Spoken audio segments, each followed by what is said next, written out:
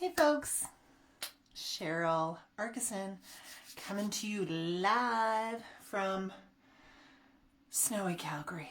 Yep, April 30th and it's snowing. Yay! It actually snowed last night. A lot of it's melting and it's starting again. So excited. I was giving my daughter grief because she can't stand this. The truth is I'm not pleased with it either, except for the fact that we need the moisture. So that is good. Hey, pup. Elmer's here. You want to say hi to Elmer? Let's say hi. See, there I am. Say hi, Elmer. Say hi. He wants me to throw the ball that he just dropped. He's like, please play with me. Anyways, I was a couple minutes late because I'm having tripod issues, so apologies for that. Super annoying. I will kick the ball out of the way.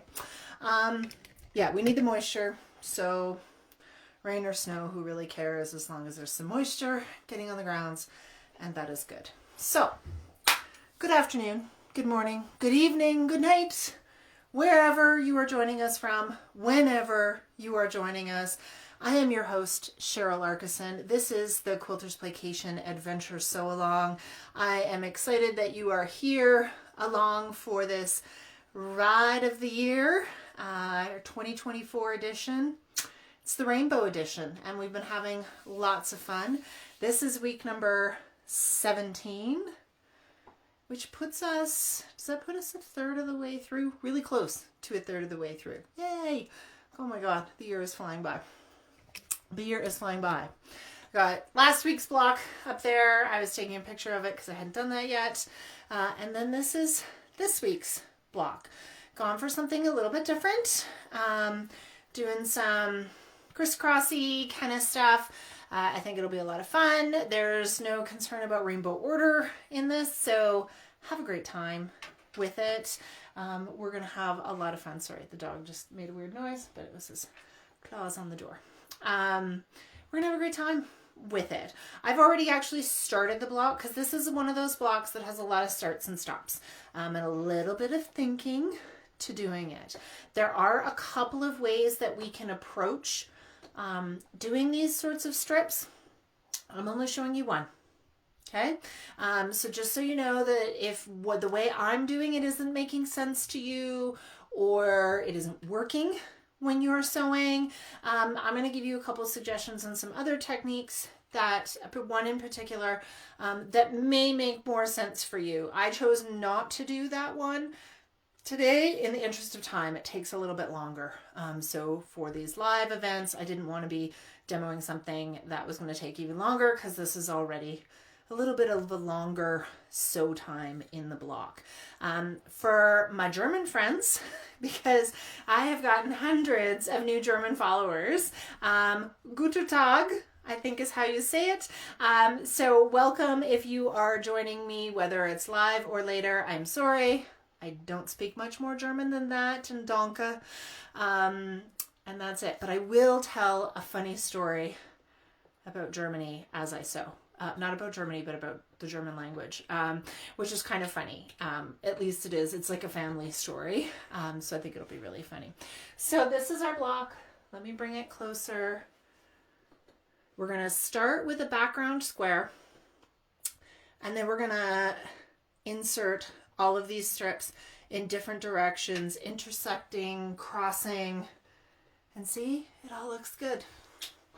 It's really kind of fun. It's a very freeing technique once you get into it, and for those of you who are playing with improv, for whom precision is something that you really would rather do, or you have a preference for precision, this is one of those improv techniques where that pursuit of precision is actually a little bit welcomed.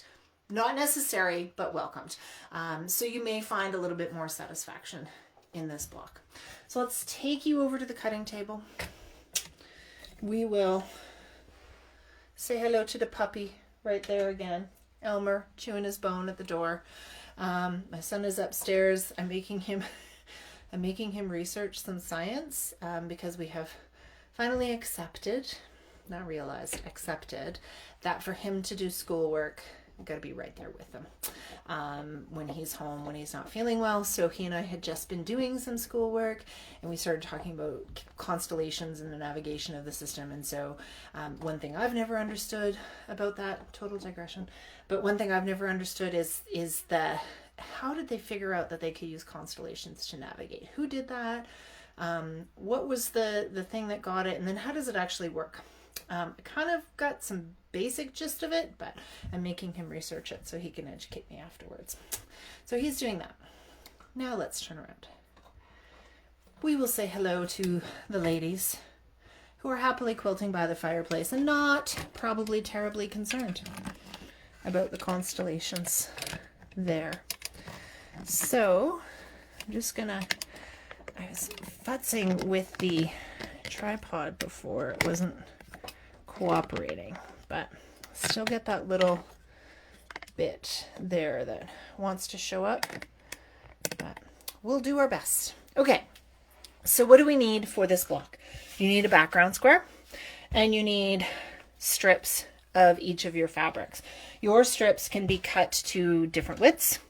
You want to give yourself a lot of, not a lot, like don't need like twice the length, but you need extra length for crossing over. And this is one of the times where I believe a parallel strip is actually a little bit better. Is it necessary? No, but it will make your life easier with all of the intersections and lining them up if they are parallel. They just become harder to line up if they're not parallel. So it doesn't mean they have to be all the same. It doesn't mean they have to be any specific width, but just a actually straight strip that you cut. Now, what size should you cut for the background? So I experimented earlier today with the other one, and I cut my background piece actually quite large. My black and white ones are 9.5 inches, and I cut a piece, a square, about 12.5 inches.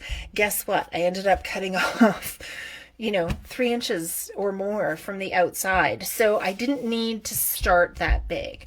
Does it mean I want to start with exactly the same size? So in this case, these blocks are 10.5 inches. I didn't cut exactly a 10.5 inch block. The block I cut is somewhere in between 11 and 11.5 inches. So a little bit. So I have some wiggle room. Things can adjust if necessary, but not so much that I'm cutting off a lot that I'm not going to use again. Okay, just to help you out with that. There. So the first strip, pretty straightforward to put in. You're going to see the technique for sewing it, but we're basically going to be sewing, pressing, slicing, sewing again. That will make sense in a second. I just did the first strip. All the other strips are going to get done the exact same way, but I did the first strip just to save us some time.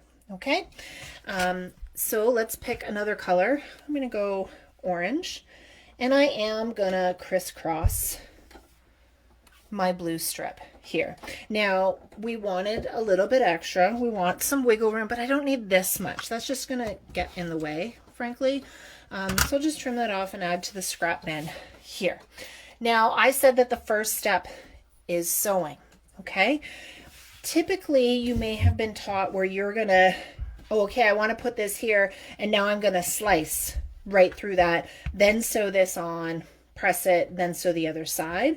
I'm going to recommend to you that you actually sew it first. And the reason for this is that we're cutting on angles and we have bias and stretch and everything. It just helps us keep the block in order a little bit more by sewing this bit first. So I lay it out where I want it, a little bit of extra on either side. You can pin it in place if you want to be a little bit more comfortable with it. If your blocks are really big, pinning it in place will help it because you could get to the sewing machine and kind of sew it askew that way. But I just like to, give it a nice pat down, little rub. Sounded kind of dirty. And then go to the sewing machine, and I'm just going to sew down. Now, if you have a presser foot that has that guide on the edge, you're not going to be able to do it this way because all this fabric that's on the other side of the presser foot is going to get in the way, obviously. So in that case, you will cut first. But when I do the next one, I'm going to show you what I mean, how you can manage that a little bit better when you go there. So see, I have that sewn down. I'm not going to cut it yet. I'm actually going to press it first. So I'm going to press it flat, and then I'm going to press it towards the strip is really what it ends up doing. And this helps from a design perspective, my strip is now going to kind of pop off the background. With this technique of sewing it and then pressing, this is another way to manage, as I said, we're managing that potential for stretch. If you really want to press in the other direction, you will trim this before you press that so that you can press it back. I can press it back here, right? I could go like this and press it back. It's a little more awkward, that's all. But play around with it, see what feels comfortable for you. I just find I get nice, consistent results with this technique. So then now, here, this is when I'm going to cut it. So I will go ahead, line up my 1/4 inch mark on my seam that I just did. This way, if you didn't have a perfect seam allowance, it's okay. And then I'm going to go ahead and cut that off. Now I've got that one going there, and I have to add this piece on. Here's where the fun stuff kind of happens. If you do not have any issue or concern with this, right, with that blue strip lining up or not lining up, as the case may be, and I have it, go ahead, grab it, sew it, lay them right sides together and sew, right? And then when you finish, you may or may not have a straight line here. If you care whether that is a straight line, this is the moment where we need to be a little more thoughtful. So you want to take a pin that doesn't have a head. I don't know if you can see that. It's more like a dressmaker's pen or something with a very small head in there. You could use a needle as well. And then I like to take this and I first guess, okay, if I put this here, where will I be? Now my first guess is I fold that over and I'm like, ooh, I am way off. So I'm going to do a little bit more of an educated guess. I'm going to put that there, and then I'm going to take that pin and I am going to put it on the 1/4 inch mark, right? You can see that pin. It's a 1/4 inch from the edge, so it's basically mimicking my sew line. And then I'm going to flip that over and go, okay, where am I? Well, I corrected too much in the other direction, so I'm going to go back. So this is why this technique takes a little bit longer. There's just a little bit of futzing at this point. But as I said before, if you don't care whether it matches, I don't care whether it matches perfectly. I'm just aiming for, pretty darn close. I'm pretty close there, but I'm going to go just a slight bit over. And then that pin holds everything in place while you go to sew. You really only need the one. So now I have these sewn right sides together, and I'm going to sew down that straight seam.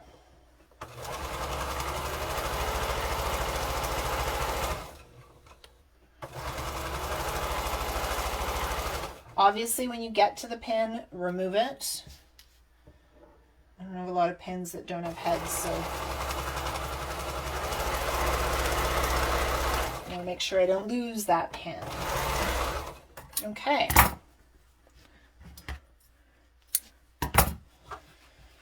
So now we have two, right? I'm just finger pressing to show you.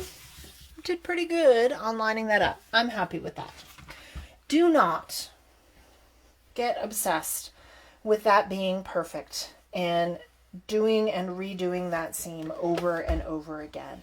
I've seen it in the classroom with students who just get into this thing where it has to be exactly the same. The truth is, it's that, you know, if you can't see it from a galloping horse, will you see it at all? You're definitely not going to see a slight difference from a galloping horse, but unless you literally point it out to someone, they're not going to see it either in any way. Okay, so I have two. I'm going to play around. I'm going to grab my yellow strip and I'm going to put it there. I could put it there. I could put it there. I could have it here. I could have it that way. You get choices, right? It's kind of an anything goes sort of situation. I'm going to do it sort of on this angle here so that I can show you a couple of things when we want to try to match up two of those things. But I also want to show you what to do to sew if you have that vertical guide on your presser foot. You don't have to take it off just to make this block. So again, I got some extra there that I don't want. So in this case, same as before, I'm going to lay my strip where I want it. I've got right sides together, not right sides up, right sides together. And then I'm going to take my ruler and I'm going to line it up with the edge of my strip, right? Along here, I have it on the edge of the strip. I'm going to hold that ruler in place and I'm going to slice. Now from this point on, we want to be careful. We don't want to handle things as much. I know I say I don't worry about grain very often, that sort of thing. And the truth is I don't, but sometimes we just want to pay attention a little bit more. And this is one of those instances where we're going to pay attention a little bit more. So notice I put the strip where I wanted it. I don't have to move it again. It is where I need it to be. And now I can go and I can sew down this way. I will press that and then it will repeat where we're going to line up that way. This is what I recommend doing if you have your little 1/4 inch, you know, that guide on the edge of your presser foot, and that's your preference for sewing. I'm not going to tell you to take it off because that's a pain. And why would you change that for just one block, right? Instead, we can adapt the process for you.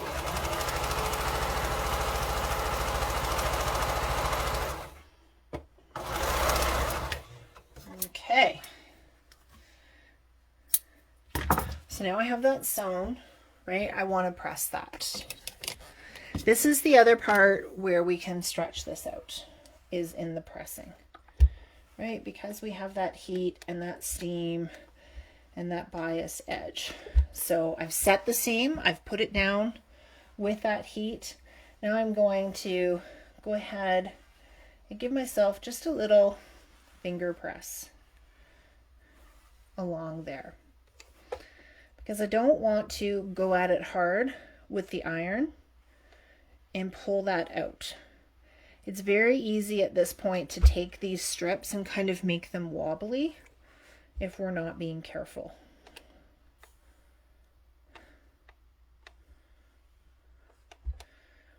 Okay, now let's head back to the table and we'll get this next piece sorted here. So it's exactly the same process when we're cutting across two as it is when we're doing it with just one, like we did on the previous one. I still want to try to line these up as best I can. You kind of have to take a guess on the first one, right? So it may be, depending on the angles, it's sometimes hard to get them exact, but I'm just going to take a guess.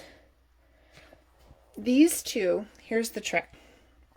These two, my yellow and my blue, are close to this being a 90-degree angle, whereas this one is not, right? This one is, you know, maybe like a 60-degree angle here. No, neither is better or worse than the other, but you basically just kind of have to pick one to start with and make adjustments kind of as you go.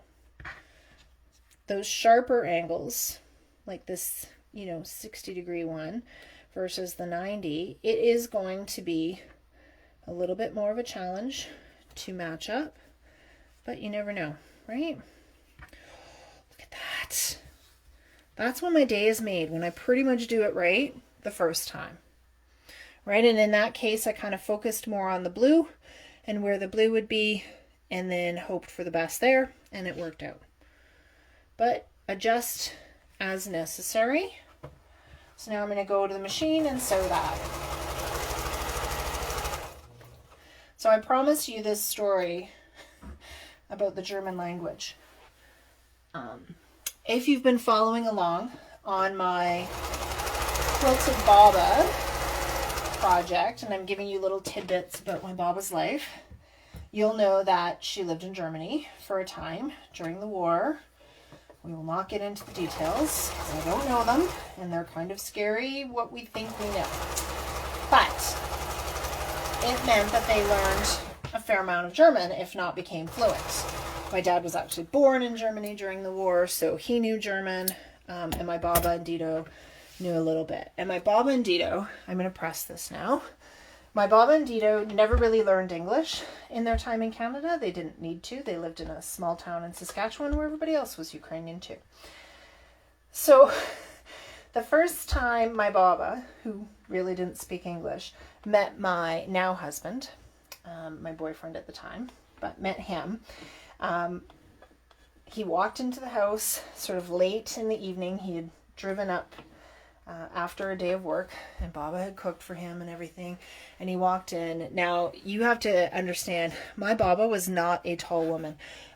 She was lucky if she was 4'10". Not very tall at all, and she meets Morgan, and she reaches up. Now, those of you who don't know German, Morgan is morning in German. And we hadn't really made this connection until my Baba and Dido met him, and they were like, she's reaching up to him, and she's so big, and she keeps talking about how he's so big and everything, which is funny to me because my brother and my dad were the same height. But anyways, Morgan's so big, and then they learn his name, and my Baba and Dido could not stop laughing, and they just would go, good morning, like every time they saw him, like as if it was like they were greeting the day every time they greeted him. So we always had a really good laugh about that. It kind of entertained us quite a bit. So that is my German language story. Okay, I'm going to go ahead and add one more in here. So this is where I want to add this purple. I'm going to cross 2 lines again. I'm going to do it the way I've been doing it for my machine, which is sewing and then trimming first.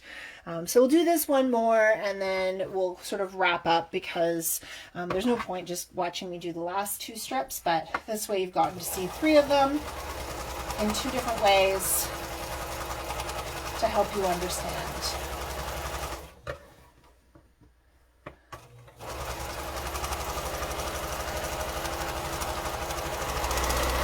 Now, I'm sure my husband in his lifetime had met other German people or other German speakers, but he said nobody had ever done that to him. So it became just this family joke. Good morning, good morning. My dad would say it to him. I would say it to him just to tease him a little bit. It just made me think I haven't done it in a while. Nobody's probably done that in a while because all the people who teased him aren't around anymore. So, okay. Oops, I didn't press first. I'm ignoring my own instructions because I'm being chatty. So I'm going to go ahead and press that carefully.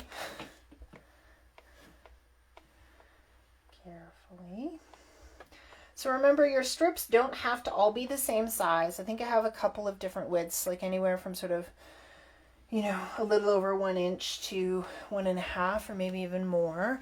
I like the skinny strips. I wanted to use them here, but it's not necessary.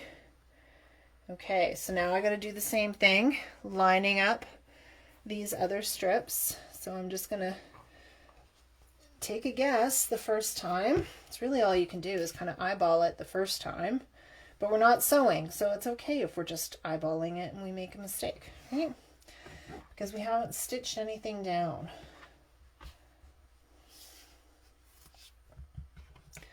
Now, other options with this block is your pieces, your little strips, these, you know, strips, these could be pieced.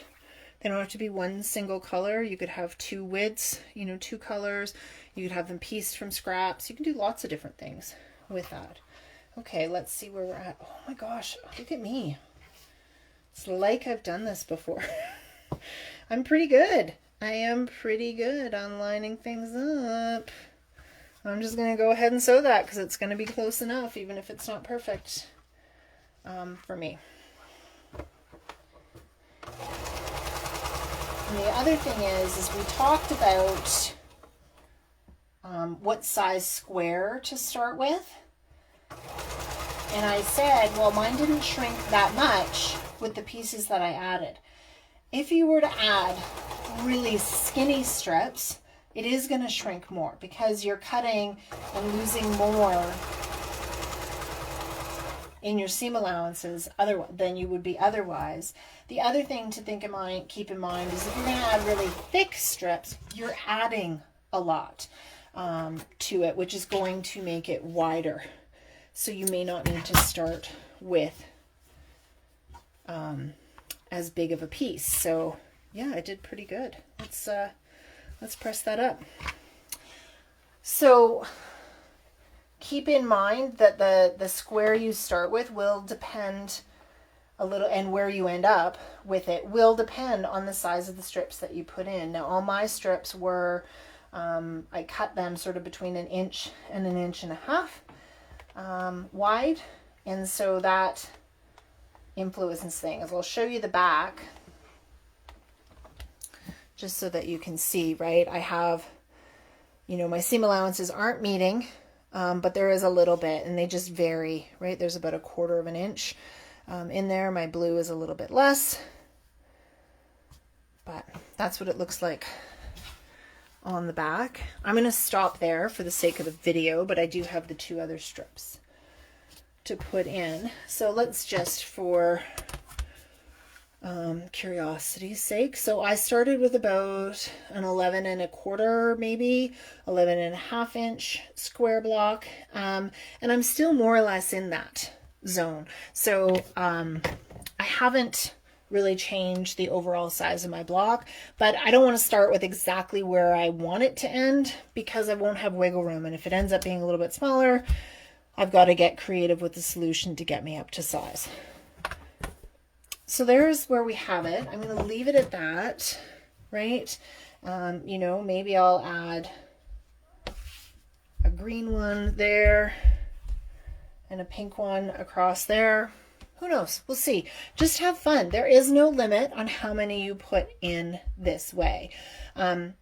Now, I promised you I would talk about another technique, which some people have really great success with, but in the interest of time, I didn't do it. It is called inset strips on the fly. If you Google that, inset strips on the fly, you will get either an Instagram post or a blog post by Entropy Always Wins, which explains her technique for putting this in. I know a lot of people use it as well. It starts with that sewing before you cut, pressing, but then what she has you do is press the other side so that you know what it's going to look like, and then you trim behind with scissors through it. And it helps keep things lining up nicely. So it's just another technique that you can use in that way. So again, inset strips on the fly if you want to try another way of doing this. So that is our strip block. Are there any questions? We want to leave some chance for questions. I'll add those other 2 in later, but you can see, right? Is it an exact lineup? No, it's okay. It's okay. All right. It doesn't have to be absolute precision and perfection in there. But it's going to be a really nice dynamic addition to the quilt. I don't have it all up there because this is my playtime, personal playtime with Ebon's Ravel fabric. And a lot of that is blocks, so I don't want to take it off the design wall. But you can see it's going to look pretty fun next to the previous week's block, right? A nice kind of contrast, lots of fun energy going on there. And then this technique can be used in anything, anytime. You can add a little insert strip. You could take this block and add a little insert strip at any part that you go there. So, oh, thanks, Mindy. Mindy is saying that she really likes mine with these colors. Yeah, now that I see it up there, it looks really, really nice. So, another question, Jay Fritch. How far away from the crossovers do you want to be when you cut the final square? That's a great question. So when I had to square up this, I had some quite large pieces, which, I don't know if I have any. Are these them? Yes. So these are some of the trimmings that I had to cut off of that. Let's see if I can find that exact spot. There we go. That was where I trimmed that off. I did pay attention to these intersections when I was squaring up and where I placed my ruler, because what I wanted to do is minimize what I did here exactly, which is have, you know, a seam allowance in the seam allowance. So when I go to sew this block together, I'm actually going to have like 4 layers of fabric in that seam allowance. Try to avoid that. I do remember earlier in my case, it was kind of, I was going to have one or the other side. I couldn't avoid both. So I just chose one side. Over here, you may not have a choice, but try to avoid it. So it means that where this intersection is if you can be like a 1/4 inch from that on the other side of the intersection as your squared up point, that's great. Like basically this is an exaggerated version of that, right? I have an inch. So as long as you have like a little bit more than a 1/4 of an inch, you're great with all of that. If it's unavoidable, it's unavoidable. Don't stress about it too much. All it means is that when you assemble and when you press, you're just going to have to be careful, right? And just pay attention. I could also go in and remove some of this extra fabric that I don't need in the seam allowance. I probably won't, but I could. Just because I don't like this little triangle of background, you can see. It's just going to add bulk, but if I remove it, I'm going to have to redo those seams and life's too short for that. So do your best at it, but it's never going to always necessarily be perfect with it. So I hope that answered your question, if that's what you were asking. But that's how I interpreted your question. So go with that. I'm just going to go and see if there's any other comments that I missed throughout here, just so everybody has the benefit of the questions in there. All right. Oh, Mindy says she would make an entire quilt of blocks like this, right? So good. I remember the year that I was judging QuiltCon. So what was that, 2016? There was a quilt. I loved it. They did a calendar. So the first had 1 strip. The second had 2 strips.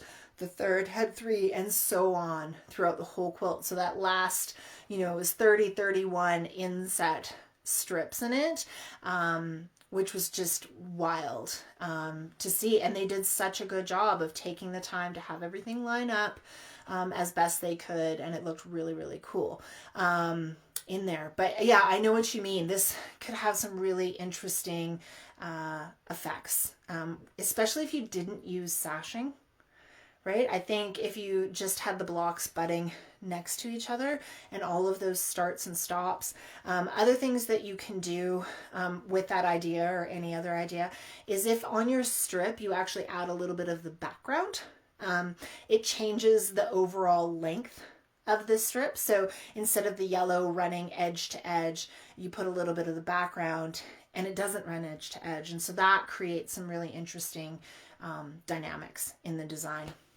there. So have fun with this block. Just take your time. There's no need to rush. This isn't willy-nilly kind of stuff. Have a great time with it. Thank you, Feda01. Hope I'm saying your name right. Glad that you've been able to join live for the first time. It's nice to meet you. Thanks for joining. But I'm going to leave it at that. This was block 17 of the Quilters Playcation Adventure Sewalong Rainbow Edition. We'll be back next week. In the meantime, you can catch me here on Instagram, YouTube, blogs, newsletters. You know where to find me. Make sure you use the hashtags Quilters Playcation, QP Adventure Sewalong, and QP Adventure Sewalong 2024, so the rest of us can all see any blocks that you play with, or any sketches or designs or anything you want to share with the group. Really love seeing you all today. Have a great week. I'm going to go make a cup of tea and wait for the snow to start falling in earnest again. Bye-bye, everybody. Take care.